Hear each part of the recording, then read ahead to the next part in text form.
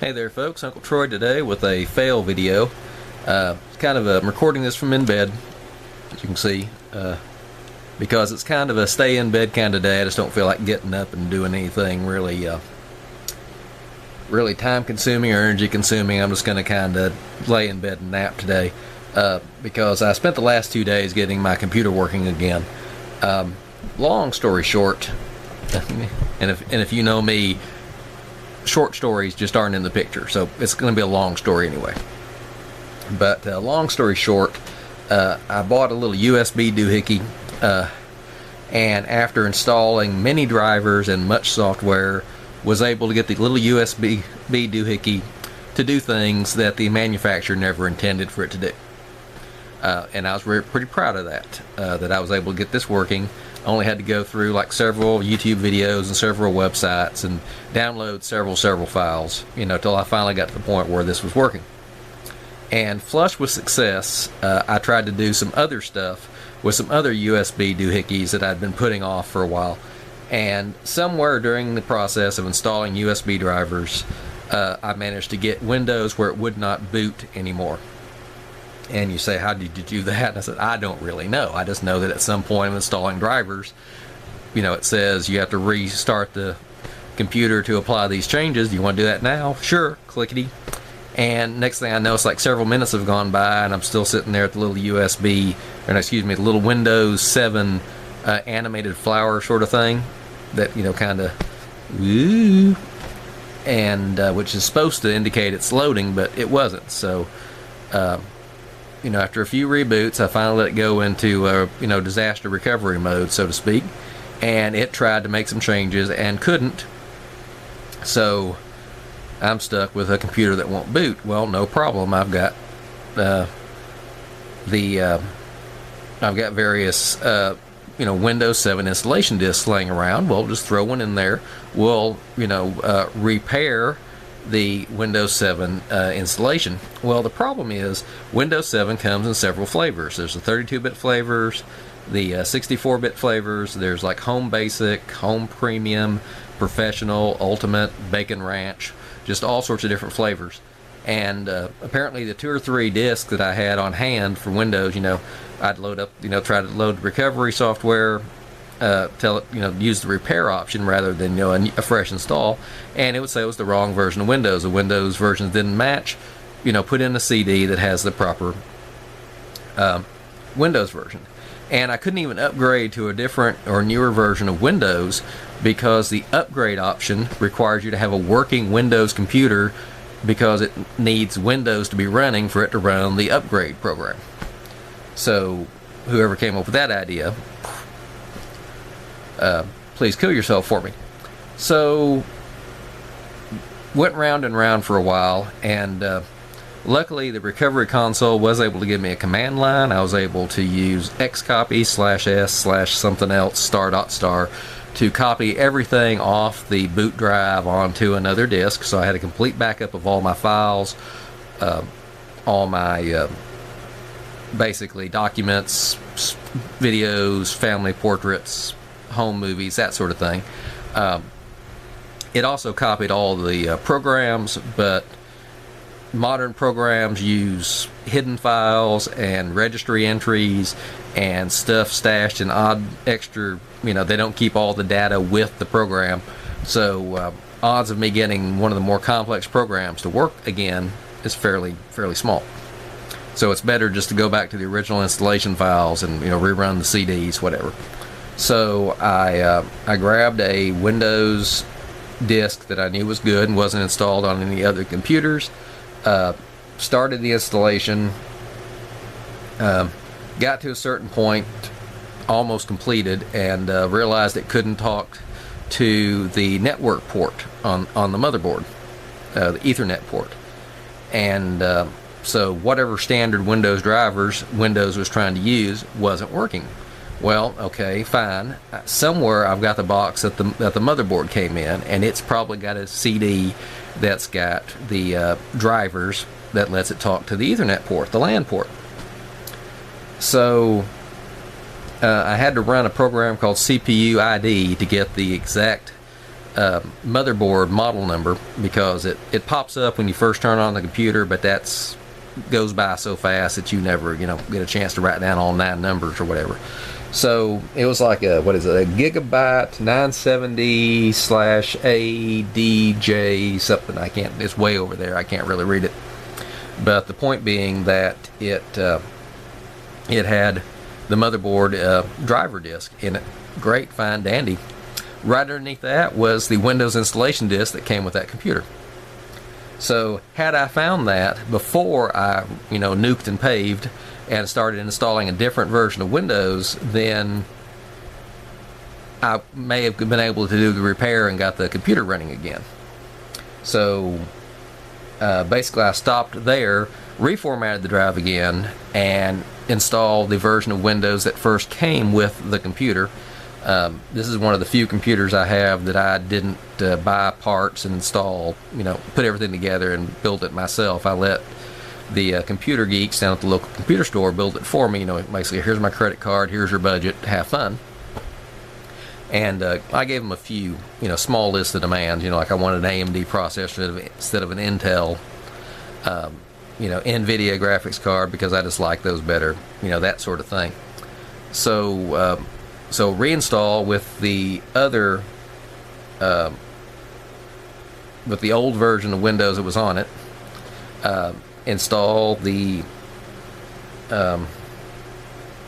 various drivers for the LAN port and whatnot, Ethernet port, network port, whatever you want to call it, and got Windows booted up and a few programs installed. So I had things, hardware I'd added, like a 4-port USB hub thing, which is actually built into the front of the computer. There's a wire that runs out a hole in the back and plugs into a USB 3.0 connector, because that's the I didn't have the right wiring or the right ports on my motherboard or something, so I had to run it to an external port.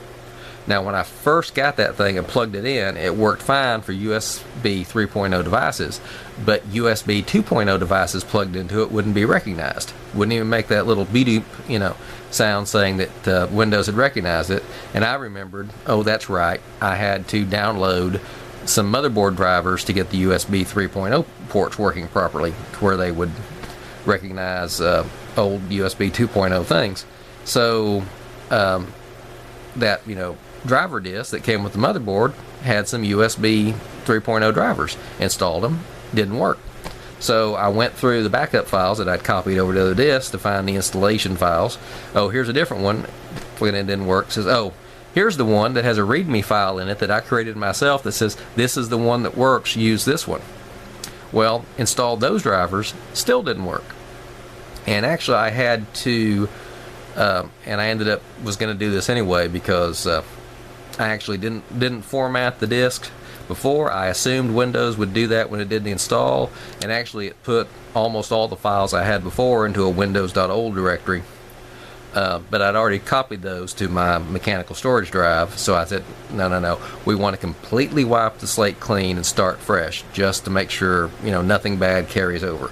So another installation of Windows. This time, don't install the USB drivers that are on the motherboard installation disk. Install this other set of drivers that I have no idea where I found them from. So installed those, got it working. First thing I did when I got Windows halfway usable was make sure that System Restore was turned on, because that was the other thing. Had I had System Restore turned on, I could have backtracked to just before I installed the drivers that made Windows not boot. Why couldn't I do that? Well, when I first got the computer, I had a small, like 64 gigabyte or 128 gigabyte solid state drive as a boot drive. And so I turned off System Restore and moved a lot of my documents and whatnot to my mechanical larger drive, which I called S for storage, because I wanted to save room on the solid state drive for program files and stuff like that, Windows itself. And when I got the slightly larger 512, or actually about 480 gigabyte solid state drive and transferred over, I forgot to turn it back on. And so I didn't realize that I didn't have any system restore points so that I could go back and see what was what, because that's another thing that could have saved me from having to reinstall Windows. But actually, now this is the crazy thing. I had just been thinking the other day, it's time to nuke and pave. Just reformat the drive, reinstall Windows, because I'd had this same Windows installation, which had been copied from hard drive to hard drive as I upgraded my solid state drives as they became cheaper. Like 3 different drives over like several years. I'm thinking like I got this computer back in like 2009, something like that. So actually probably more recent than that. I can probably go back and look at an old video, because I think I made a video when I got it. But the point was, I'd had a few viruses and other problems, drivers that didn't work that I had to reinstall, lots of programs I installed that I uninstalled, and I'm sure left, left breadcrumbs around. So I had just been thinking the other day, it's time to nuke and pave. Reformat the hard drive, put in a fresh copy of Windows, be done with it. And so, I'd just been thinking about doing it anyway, but being forced to do it, having to have to do it, really gets my goat for some reason. Just, it just irritates me that I have to do it, even if I was planning to do it anyway. To suddenly have to do it irritates me. What else? So at least a couple of pieces of software I'm having problems with, because when I reinstalled Windows, it's the same version of Windows as before, same motherboard, same amount of memory, same other thing. I gave the computer a different name because the old computer had been named Owner PC, because the people putting it together couldn't remember my name, so they stuck Owner in there, and I never got around to changing it. So this one, I forget what I've called it. It's like Uncle or Uncle Troy or something like that. So a couple of pieces of software that I reinstalled and dug through the email. I managed to restore all my email. For the original email I got saying thank you for purchasing blah blah blah, here's your serial key, here's your product key, whatever. I've installed the software from the official installation disks or the official installation files that I've saved as a backup, entered the product key, and it says this product key is already in use.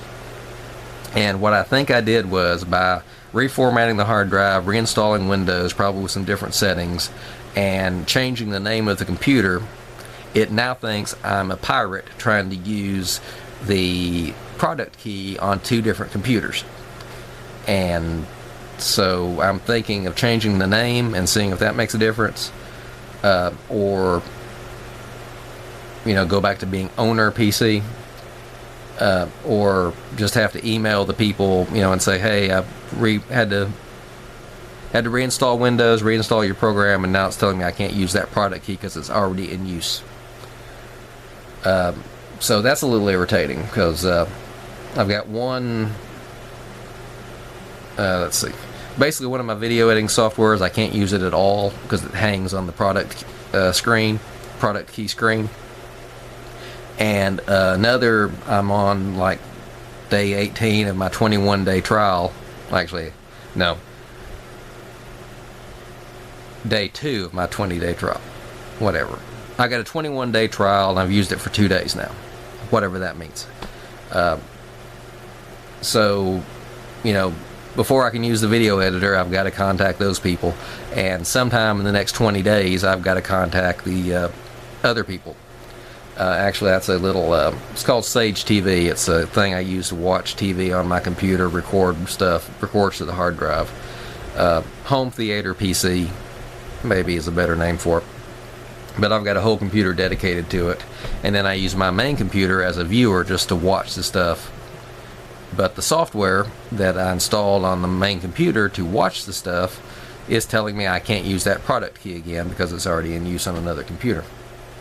So we'll have to work on that. So anyway, basically I spent the last 2 days reinstalling stuff. I think I installed Windows like 3 times in one day. So generally I've got a computer that's mostly working now. to the point where I think it's okay I can transfer this video to YouTube. So, hey. Anyway, thanks for watching. Appreciate your comments, like, subscribe.